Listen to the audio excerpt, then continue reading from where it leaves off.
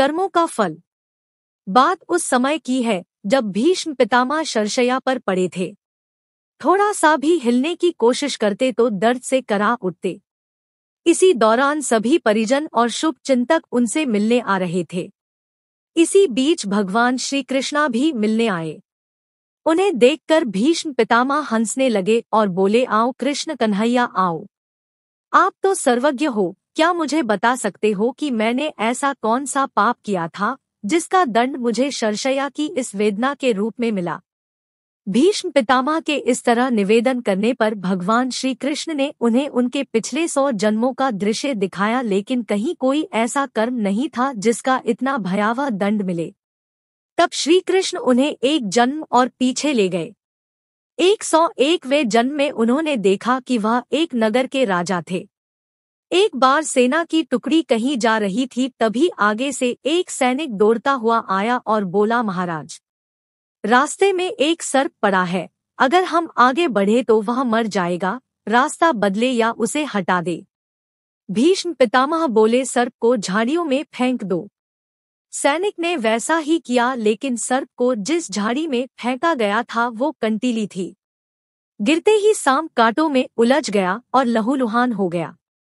हिलता तो दर्द होता, इसलिए ऐसे ही 4 से 5 दिन पड़ा रहा और अंततः धीरे धीरे उसने प्राण त्याग दिए।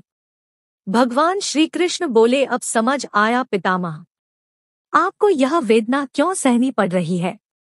पितामह बोले, किंतु मधुसूदन, वह कर्म मैंने अनजाने में किया था, तो उसका फल कष्टदायक क्यों। भगवान श्री कृष्ण बोले, पितामह, कर्म जानबूझकर किया जाए या अनजाने में उसका फल अवश्य मिलता है। आप आग में जानबूझकर कूदो या अनजाने में, आपको जलना ही है। कर्मों का भी कुछ ऐसा ही नियम है। पितामह बोले, 101 जन्म पूर्व के कर्म का फल इस जन्म में ही क्यों मिला, पहले भी तो मिल सकता था। श्री कृष्ण बोले, पितामह, इन 100 वर्षों में आपके पुण्य कर्म इतने प्रभावी थे कि उन्होंने आपके उस पाप कर्म के फल को उदित नहीं होने दिया।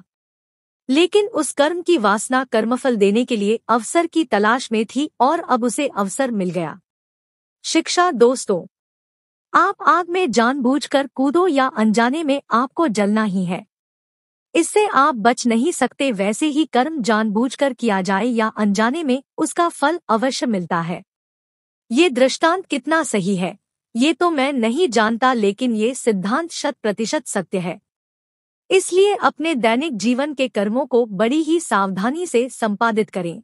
दोस्तों, कहानी अच्छी लगी तो हमारे चैनल को जरूर सब्सक्राइब करें, वीडियो को लाइक करें, शेयर करें, कमेंट करें। Thank you.